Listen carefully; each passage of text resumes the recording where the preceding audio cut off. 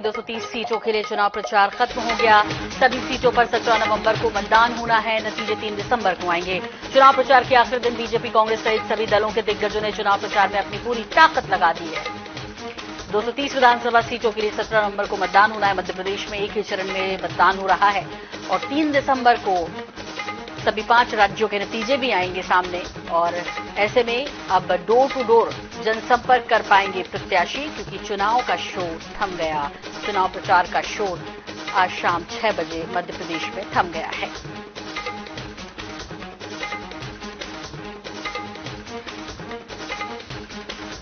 तो 230 विधानसभा सीटों के लिए चुनाव होने जा रहे हैं। बेहद खास है चुनाव।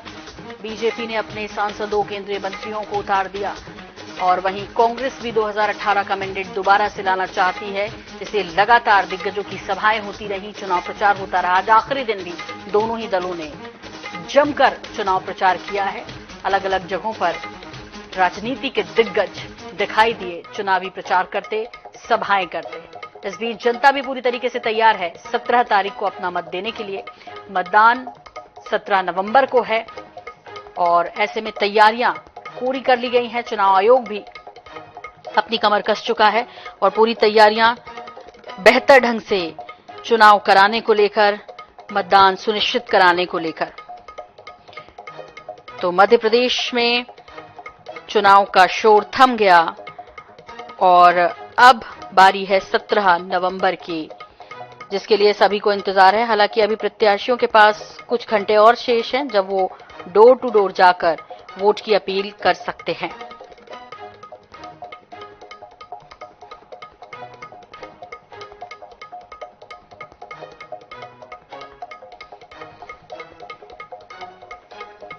तो मध्य प्रदेश विधानसभा चुनाव 2023 17 नवंबर को इसके लिए वोटिंग का दिन है और इस बार जो स्थानीय मुद्दे हैं वो तो प्रमुखता से उठे ही उठे।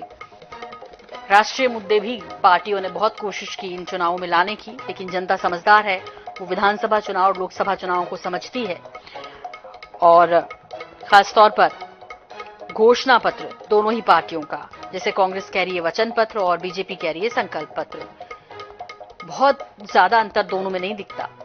और ऐसे में दोनों ही अपने अपने वादों पर खरा उतरने की बात कहते नजर आए। अब देखना होगा कि किस पर विश्वास कर रही है मध्य प्रदेश की जनता।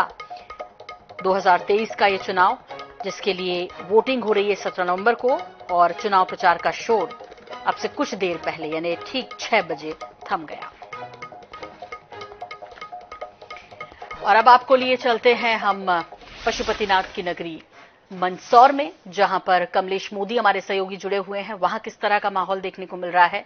चुनाव का शोर थम गया, अब पशुपतिनाथ किसे देंगे आशीर्वाद, ये तो 17 को तय हो जाएगा कमलेश, लेकिन आप क्या कुछ नजारा देख पा रहे हैं?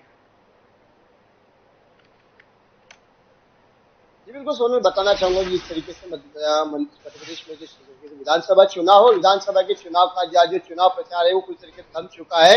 निश्चित तौर पर जो है 8 सीट, अगर संसदीय क्षेत्र की बात की जाए तो 8 सीटों पर यहाँ पर जो मतदान है वो काफी, उसमें जो मतदान होना है 17 तारीख को, यहाँ पर दोनों ही दल की अगर बात की जाए, निर्दलीय की बात किया जाए तो पूरे दमखम से यहाँ पर जो है उन्होंने चुनाव प्रचार किया है और निश्चित तौर पर लोगों तक वो पहुंचे हैं। अब देखना ये होगा कि जो प्रचार हुआ है, अब जो राज्य निर्वाचन के आयोग के जो निर्देश है कि नहीं, मतलब ये कि 48 घंटे पहले जिस तरीके से चुनाव प्रचार थमा है और चुनाव प्रचार थमने के बाद में अब जो गाइडलाइन जारी की है उसका अब जो है प्रत्याशियों को कहीं ना कहीं उसका पालन करना होगा। डोर टू डोर अब वो घर वो जाते भी हैं तो सिवाय 1 या 2 या 5 लोग, इससे अधिक अब वो लोग किसी प्रकार से प्रचार नहीं कर सकते।